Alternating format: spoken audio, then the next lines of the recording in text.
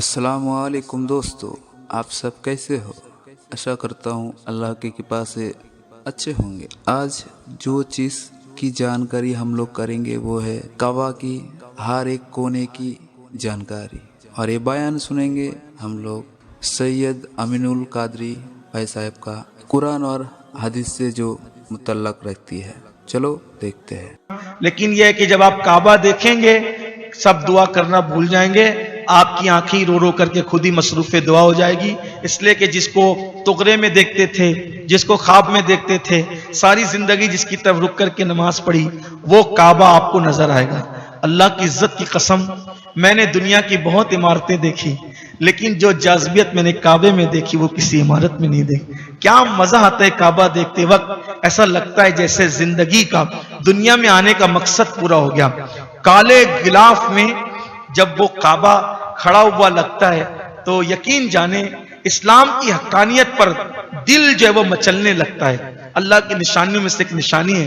मैं सोचता हूँ अल्लाह, जिसको तूने अपना घर कहा उसको देखने में इतना मजा आता है, तो जन्नत में जब तुझे और तेरे महबूब को देखेंगे तो कितना मजा है। बहुत लुत्फ आता है। काबे को देखें, दी बजी भर के देखें, जितनी दुआ करना है दुआ करें।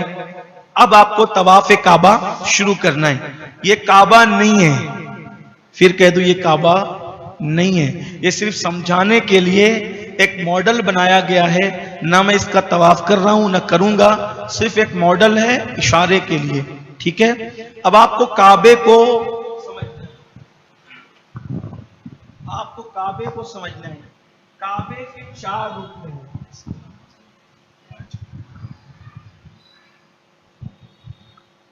दुरूद शरीफ पढ़ लें। काबे के 4 रुकन हैं। कितने रुकन हैं? यानी रुकन से मुराद इसके कोने को रुकन कहते हैं। क्या कहते हैं? कोने को। काबे के कितने कोने हैं? 4 कोने। काबे का सबसे अफजल कोना जो है वो ये है, जिसको कहते हैं रुकन अस्वद। क्या कहते हैं इसको? अब ये रुकन अस्वद ही से पहचान होती है रुकन की।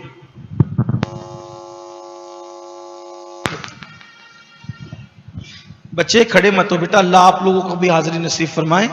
ये तो ये जिसमें हजर अस्वद है, इसको कहते हैं, क्या कहते हैं इसको? बोलिए क्या कहते हैं इसको? रुकने। क्या कहते हैं इसको? मिलके कहें, क्या कहते हैं इसको?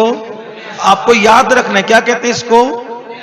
रुकने अस्वद। इसको रुकने अस्वद क्यों कहते हैं? क्योंकि इसके अंदर हजर अस्वद क्यों लगा है? ये जन्नती पत्थर है। हजर अस्वद जन्नती पत्थर है। और हजरत आदम अलैहिस्सलाम जो जन्नत से बहुत सी चीजें साथ लाए थे, उसमें से ये पत्थर भी लाए थे। ये पत्थर हजरत आदम के साथ आए, और जब आदम अलैहिस्सलाम ने काबा बनाया तो उसको रुकने यानी कि हजर अस्वद को इसकी गोद में रखा। जब नूह अलैहिस्सलाम के दौर में तूफान आया तो काबा उठा लिया गया, ठीक। रुकने अस्वद उठा करके जबल अबू कुबैस पे रखा गया। कहां रखा गया? जिस पहाड़ से हुजूर ने चांद के 2 टुकड़े किए थे। दुनिया का पहला पहाड़ है जबल अबू कुबैस, मक्के में, बिल्कुल हरम के सामने। वहां पर आजकल बादशाह का महल बना हुआ है। वहीं से हुजूर ने चांद के टुकड़े किए थे, जबल अबू कुबैस, दुनिया का पहला पहाड़, और उसमें रख दिया गया।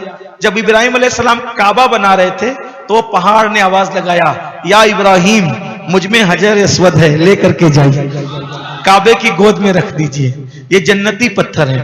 पहले जब ये आया था इतना ये रोशन था, इतना सफेद था, एकदम बिल्कुल सफेद। तो उसकी रोशनी जहां जहां तक गई, नूरानियत, वहां वहां तक के हरम की हुदूद बन गई।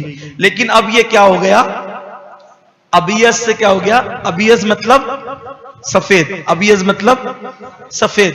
बैदा बोलते हैं ना, बैदा। बैदा किसको बोलते हैं? अंडे को ना। अंडे को बैदा क्यों बोलते हैं? सफेद होता ना, इसलिए। तो ये अबियस था, और हो क्या गया? क्या हो गया? सफेद तक काला हो गया। क्यों काला हुआ? इसलिए कि लोग इसको चूमते, इस्तिलाम करते। तो जो इसको चूमता, इस्तिलाम करता, तो ये क्या करता है? उसके गुनाह ले लेता है, अपना नूर दे देता है। तो लोगों का गुनाह लेते लेते लेते ये काला हो गया। सोचे, यानी पत्थर अगर गुनाह ले ले, जन्नत का वो काला हो जाए। अगर इंसान गुनाह करे तो उसका दिल कितना काला होगा। और ये भी हदीस पाक में आया है, हदीस पाक का मफहूम है कि हजर अस्वद गोया के दुनिया में अल्लाह का हाथ है, दस्ते कुदरत है। जो अल्लाह से मुसाफा करना चाहता है वो हजर अस्वद को चूमे। हुजूर अलैहिस्सलाम ने इसको चूमा, हजर अस्वद को। तो ये रुकन अस्वद है, ठीक है। रुकन अस्वद के साथ ये जो रुकन है इसको कहते हैं रुकन इराकी। रुकन अस्वद के दाईं तरफ जो कोना है उसको क्या कहते हैं? रुकन, मिलके बोलिए, सब मिलके बोलिए। ये कोई तकरीर की महफिल तो नहीं है ना, ये हज क्लास है, तो इसमें आपको बोलना पड़ेगा। रुकन, ये पहला रुकन क्या है? रुकन, और उसके बिल्कुल दाएं तरफ वाला रुकन, इसको रुकन इराकी इसलिए कहते हैं कि इस तरफ इराक है। क्या है? इराक। अब उसके बाद जो उसके दाईं तरफ है उसको क्या कहते हैं? रुकन शामी। क्या कहते हैं? रुकन शामी, मतलब उस तरफ मुल्क शाम है, उसके दाईं तरफ।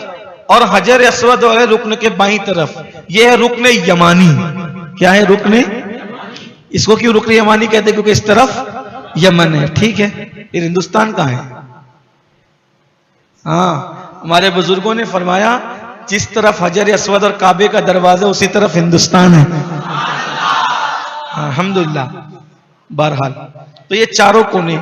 फिर उसके बाद आप देखेंगे कि सोने का दरवाजा, इसको बाबुल काबा कहते, काबे का दरवाजा, ये सोने का है। और बाबुल काबा, काबे का दरवाजा, और रुकन अस्वद का ये कोना, इसके दरमियान की ये जगह है, इसको कहते हैं मुल्तजम। क्या कहते हैं इसको? मुल्तजम। मुल्तजम मतलब चिमटने की जगह। यहां पर इंसान आकर के सीना लगाता है, चिमटता है। यानी कि ये है कि जो काबे से सीना लगाए, जिस्म लगाए, उसके वजूद पर जहन्नम की आग हराम हो जाती है। चिमटने की जगह है, ठीक है। और ये जो एक आपको सोने का, यानी पीला पीला जो है, सब वो सोने या पीतल का नहीं पता, लेकिन पीले रंग का जो है, इस कुब्बे को कहते हैं मकाम इब्राहिम। क्या कहते हैं? मकाम इब्राहिम। उसमें एक पत्थर है और उसके अंदर हजरत इब्राहिम अलैहिस्सलाम के कदम के निशान मौजूद है, उसको कहते हैं मकाम इब्राहिम।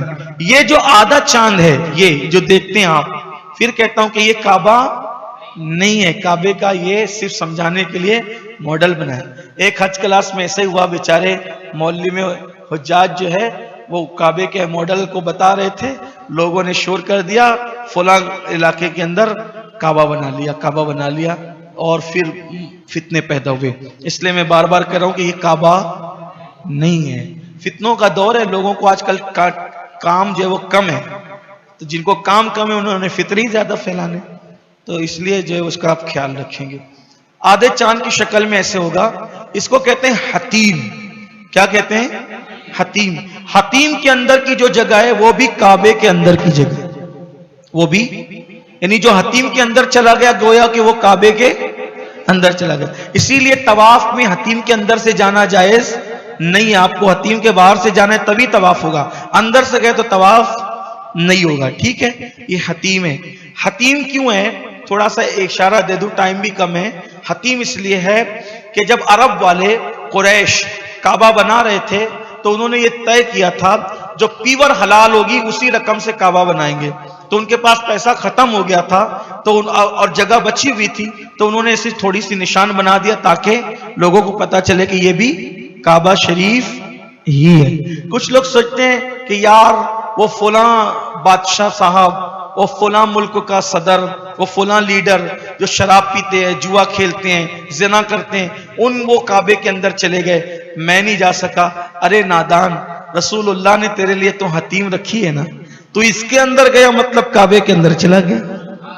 ये अंदर जाना भी काबे के अंदर ही जाना है, ये भी काबे के अंदर का हिस्सा है, ठीक है। तो और ये ऊपर ये जो आपको एक परनाला नजर आएगा उसको कहते हैं मीज़ाब रहमत। क्या कहते हैं? मीज़ाब रहमत। जब बारिश होती है बड़ा खुशनुमा मंजर उस वक्त होता है। बारिश होती है तो काबतुल्लाह की छत से जो पानी आता है ये मीज़ाब रहमत से होते हुए, ये सोने के परनाले से होते हुए हतीम में निछावर होता है। समझ गए काबे का तारुफ? सब समझ में आ गया?